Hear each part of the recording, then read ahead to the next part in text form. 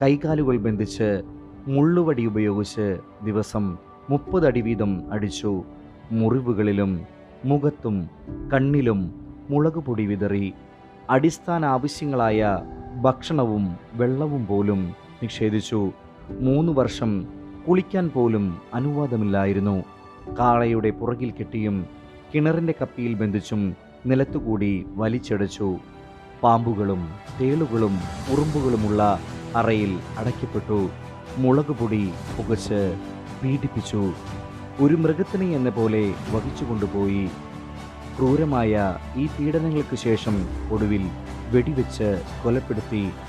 ക്രൂരമായ മർദ്ദനങ്ങൾക്കിടയിലും ക്രിസ്തുവിനെ ഉപേക്ഷിക്കാത്ത ദൈവസഹായം പിള്ളയുടെ വിശ്വാസ ചൈതന്യത്തെ ഒറ്റ വചനത്തിൽ സംഗ്രഹിക്കാം: സ്നേഹം സകലതും സഹിക്കുന്നു.